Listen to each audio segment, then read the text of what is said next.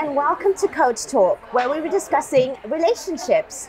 We're going to be talking today about being civil and maintaining happiness in a relationship, not just during a relationship, but after a relationship ends. And with me today, I have an amazing guest. My pleasure to introduce Dr. Haidar Al Hakim. How are you? I'm very well, thank you for inviting me here, and it's a very nice setup. Yes, I want to keep it natural with noise and, ambiance, which is, it's just natural, normal. And hopefully it's not distracting. And particularly topic in terms of relationship, it's about having that natural flow. Connection and flow. But before we go into that, can you tell me a little bit about yourself? Because I know you're an ophthalmologist. Yes. I know you also done life coaching and NLP. Yes. You've also written a book. Please get this book. It's interesting. I was one of the first ones that you made read before it was even published. What did you think of the book? Honestly. We'll have another episode on that. Really? No, I'm joking. No, it was amazing. Really good insights and really good tips for anyone that wants to actually, improve their self-development and going through stress, which you can talk about. So elaborate a little bit about yourself first. Well, I guess I've been through a lot of stress in my life, whether it's physical stress, psychological stress, and spiritual stress, and I've always found a way out. Okay. So that's why I wrote the book. It's my own experiences of getting through stress and out of burnout. And relationship is something that's complicated and something that's difficult, and it is stressful, but there are ways of getting out of it. So I've always been interested in dealing with contradictions, dealing with different viewpoints, and how can we bring them all together. Enlighten me, because I'm really intrigued. Well,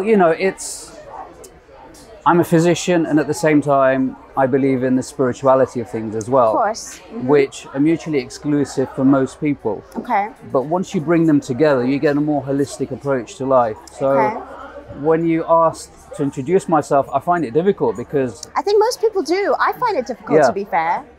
So I'm an ophthalmologist, I'm a life coach, I'm a hypnotist, I'm an author, I'm a speaker, and there are all these different labels, but who am I to bring them all together? I think that's quite complicated, and that makes human beings complicated, which means... I think it's interesting you use the language complicated. I look at it as someone who is versatile. My language is always about me showing myself to be more than the norm. Above the average. I mean, what I'm saying is it's complicated, yes, but there are some simple tips that you can do to get out of this complication, which, really life is kind of complicated and weird, but there are some simple things. That's a viewpoint.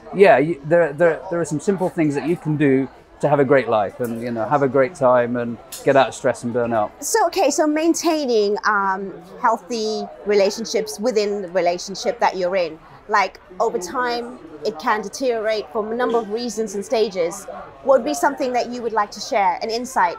So the important thing about relationship is not the relationship with the other person, it's the relationship that you have with yourself. Absolutely. So that's what it boils down to. And when you're having a problem with someone else, it means there is something internally that you're having conflict with. So important. Which you're sort of addressing in that relationship with that person. And it could be in any relationship, by the way.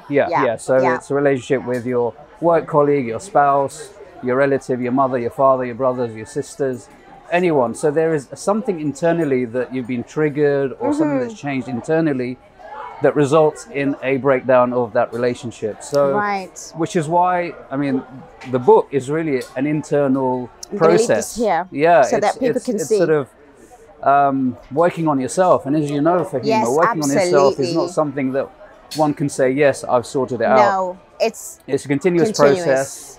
And you're changing all the time. Absolutely. So once you're changing all the time, it means your relationships will change as well with the other person. Yes. And the other person may not be at the same level of your change. And that how do you manage that?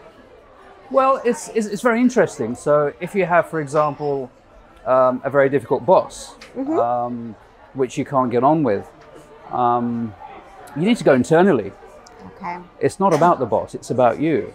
There's something changed within you that makes you react in a certain way towards that boss. you need to vocalize your change Yes. to that boss. You need to have a bit of support as well, because not everyone has that awareness. That's why I'm bringing the show into the public view. Yeah. Because yeah. a lot of the time when we have issues and problems, it's always blame Yeah. on the situation, Yeah. on the other person, Yeah. Yeah. on a scenario, on Yeah. a story. Yeah. Yeah. But this is what it's all about. Yeah. It is yeah. about you. Yeah. Yeah. Yeah. I mean, really it is is. literally about Yeah. your internal What's environment. your trigger? Your internal environment, your Yeah. internal process, what's going on Internal inside of you. perspective, exactly. Internal perspective. What is your mindset? What is your heart? What is your spirituality? So there's different levels that you need And to look some at. experiences also, you know, we don't deal with it all the time. Yeah. And we bring it into something else, or even Yeah. where we are right now. Yeah, it's not easy. I mean, not easy. I mean, it sounds simple and it sounds. That's why we are coaches. To Well, yeah. I mean, help it's not an easy people. job. No, but to assist people Yeah. to unravel these Yeah, things. yeah, We yeah. have the tools and the strategies. Yeah. There are tools for it. And the important thing about that is, as coaches, is that we're giving them that safe space for them to explore themselves. Absolutely. So, you know, that's the important thing. And sometimes in a relationship, you do need that space Yeah. to explore yourself, what's going on internally related to that relationship. And seeing a therapist, seeing a coach, seeing someone who specializes in relationships allows you that safe space. And as you know, a lot of benefit happens when you have this psychological safe space or the spiritual safe space where you can sit down and go internally and look at the aspects that are troubling you in your relationship. I mean, at the end of the day, we have relationships, you know, horizontally and vertically and sort of everywhere else. So there's always sort of a continuous sort of noise of relationships going on all around you. So if you're able to withstand that sort of internal chaos or understand internally what's going on, it puts you in good stead in terms of having a good relationship with the outside. Now, having said that, once you know what you're about, then you can pick and choose your relationships. And I think people, a lot of people. It's not that simple though when you're in one. Yeah, but for a I mean, long if you term. know what you are inside of you, Yeah. you can pick and choose your relationships. Because there Okay. are people out there who will pass on their toxicity towards you. And Yes. there's only so much energy you have Exactly. in life. Yeah. And you can pick and choose relationships, which is a great thing because there's 7.8 billion people out there, and you don't have to be friends with every single But one of them. people, they just resist change. Even if they don't like something, they'll tolerate it until it becomes so unbearable. Yeah. Until they crack and break a lot Yeah, of the times. yeah, yeah. So I'm trying to create awareness that if you find that slight uncomfortableness, that's when you really do need to seek some help. Yeah, And yeah. coaching is powerful in that way so that it doesn't go and filter into something more and escalate even Yeah, more. yeah, yeah. I mean, the escalation issue is a massive problem, and we come back to self-awareness again. Yes. So you know, if you're self-aware, you know that this is an escalation process that's happening, then you can deal with it. And when there's an escalation in a relationship, it is a matter of stepping away and going internally and assessing your reactions to it And taking steps. and then yeah. whether the relationship is worth going forward or not. But now that you are, what is the difference in your life? Because obviously I'm assuming you started off, you know, studying and working as an ophthalmologist, you know, in the field that you're in. And I know a lot of people have taken on life coaching to assist them in their career path and their relationships or just general outlook on life. So is there a difference with your way of being taking on life coaching? Yeah, I mean, essentially, I was having problems with my relationship, my marriage relationships, one relationship, not relationships. Okay, all right. One marriage You slipped up there. relationship. So I was going through a lot of trouble with that, plus my personal relationship with my siblings. Yeah. And also work wasn't great because I was having this problem So the coaching came in. So I saw a life coach myself. Amazing. And this was back in 2012.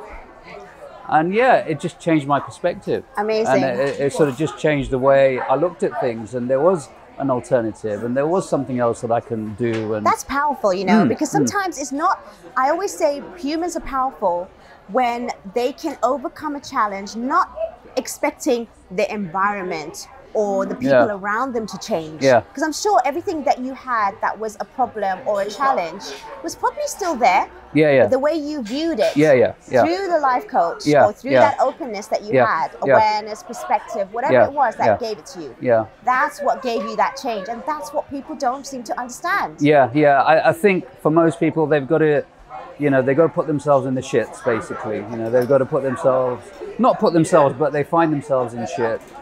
And they do need help. Absolutely. I mean, for me, I confided with a close friend, and they suggested seeing a life coach, and that's how it started. I saw the life coach. I had 6 sessions, and the guy that I saw said, "Have you ever considered becoming a life coach?" And I said, "No, not really." And he goes, "You'd be a really good life coach." So that was my journey into sort of alternative therapies and, of course, sort of a different discipline, really, because medicine is totally different from coaching. The mind is powerful. The mind is really powerful, and I love that about the career that I'm in.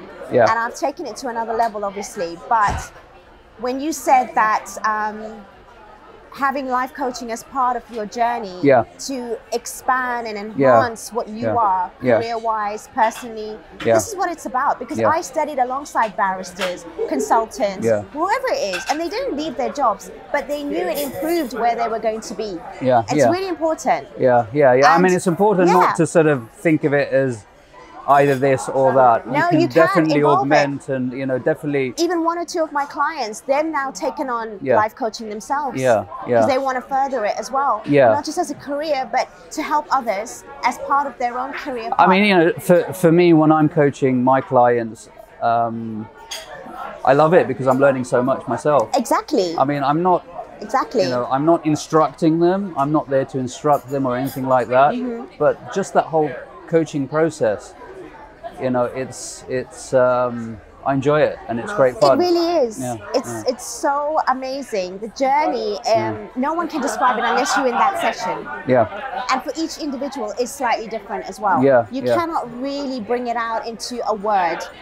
It's literally you going on that journey with somebody and opening up so many areas that even you and them did not think that you would go I think through. The word life sort of encompasses everything, and they might even come to you with one problem, but then you realize there's so many other areas that need seeing to as well, which is amazing. So okay, so now, I mean, what was your journey into life coaching? My journey was same. Like, I just heard someone that mentioned it, and I was intrigued. I've never heard of it before, to be fair. So it was totally new to me, and when I went into it and read about it and did a few event days where they had a taster about coaching, I literally fell in love straight away. And then I had to do a bit more research with the company that I wanted to train me, and when I found the company that I did, they were just amazing for me, and up till today I will definitely promote that. It's called the Animus Center for Coaching, and they are amazing in that way, and they are based in London. It's weekend intense courses, and I did a lot of CPDs on top of that, and I also did the NLP, and again I've done another personal development course, and it's just gone from strength to strength, and it's actually opened up a life that I had before, but now I'm a little more powerful in my identity, and I'm still growing. Of course. And that's how it is. Okay, so now we've discussed, maintaining relationships within relationships. But, the other challenge is when a relationship ends, and sometimes you still have to maintain some sort of connection, whether you like it or not. Of course. Whether it's after divorce, or, working with the colleague that you had a dispute with, and the relationship still has to continue. Now, a lot of people find that very very difficult, very challenging. It's not easy. So what are the sort of tips that you would actually give into that? I know, again, it's also from ourselves, but there are ways of looking at it. Of course. I mean, at the end of the day, you need to think about that relationship per se. If it's a relationship that you think you have to have, you need to look at all the positives about having that relationship. So, or more likely the reasons why you need to continue. I mean, you can just stop the relationship, but then if there are, say, kids involved, if you've got a business involved, if you've got a cultural connection involved, a religious connection, a spiritual connection, you do need to look at the positives of it. Okay. Even though in your mind this relationship is finished, sort of severed yeah, in your mind. Because there's always positives everywhere. That's true. You know, no matter where you are, you know, if you're in the thick of the worst situation ever, there's always a positive about that. So it's sort of having that insight that there are all these positives about continuing this relationship if you want to continue it. Once you look at it in that way, it changes your relationship with that relationship, if you know what I mean. And then it sort of flicks a switch in your brain that actually this relationship isn't that bad after all. Yeah, I mean, I'm talking more about, let's bring it more closer into an actual scenario. So there are, for example, a divorce situation. Sure. So divorce, you got kids. Yes. Right. So there are a lot of positives. Yes. To continuing that relationship with. But not just with the ex-spouse. What about the relatives around? There you go. Yeah. There you go. Yeah. There's still connection with the children. You know, there is so many positives about a relationship which you think is a definite no-no. Yeah. But it's going back to that going inside within. Also the influences, like a lot of cultural backgrounds, they were like, if it's a divorce, that's it, no connection, no communication. Well, forget culture. I mean, you know, we can talk about culture. Unfortunately, there's a lot of people in society that are there living their lives through those lenses. And I come across them every day. I do come across them. These are my clients as well. Yeah. I do open up an awareness, but they're not as maybe strong-minded or have that growth mindset. It takes time. It does take time. It takes time. You know, at the end of the day, you are growing a tree. And a tree takes years and years and years and years for that Especially to grow. when been in that way of being for so long. Yeah. It's a habit, right? Yeah, but you know, a slight change in the direction just by 1 degree. Absolutely. 10, 20, 50, 100 years down the line. I mean, it may not affect our generation or the next generation, but 2, 3, 4, 5 generations down the line, that slight trajectory which you sort of nudge in the positive sense, you know, in the sense of goodness and improvement and betterment, which is what we're doing. I mean, the reason we're having these difficult conversations, you know, some people find it difficult to talk about these things, is that we want some improvement and evolution and betterment in our society and in our culture as well, because our culture will change as well. Definitely. So I think, you know, this sort of self-improvement and evolution in our thought process and our mindset and our spirituality, it makes things better. And, you know, there's a reflection of why society now is actually healthier than 50, 100, 200 years ago. It may not be mentally healthier. That's the thing. Or spiritually healthier, but I think that's to do with social media and to do with, you know, the sort of politics behind but it all goes round. It does come back round. Of course. I mean, you know, the goodness always wins. Yeah. Love always wins. The positivity always wins in the end. And people realize. People do realize. They do see it. Yeah. That, you know. They may not say it. No. I mean, that's why we're here, because we say it. And sometimes they're stuck in a bubble, and that's why I'm trying to burst push through those and burst those bubbles. Yeah, we just need a small little... I'm not just a small pin in anyone's life. Well, small pin's enough for me. Small pin's enough for me. I burst bubbles so that hopefully people can be more aware that there are choices and there's options and there are possibilities that you can create. I tend to prick it a bit and then it starts seeping out slowly. It doesn't gush out at all. What kind of clients do you have that come to you? I mean, is it just mainly physicians? No, all kinds actually. All kinds. Tends to be women as well. Really? And yeah, what women about, professionals. is it like a lot of it's to do with relationships, do you think?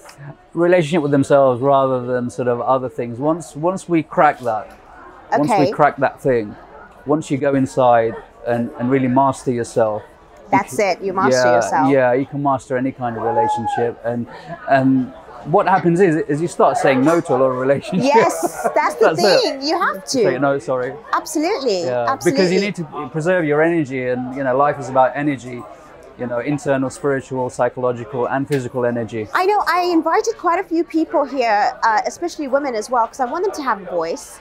Unfortunately, I only had a few that were willing to, and they felt that they had to be in a relationship or even in a successful relationship to talk about it.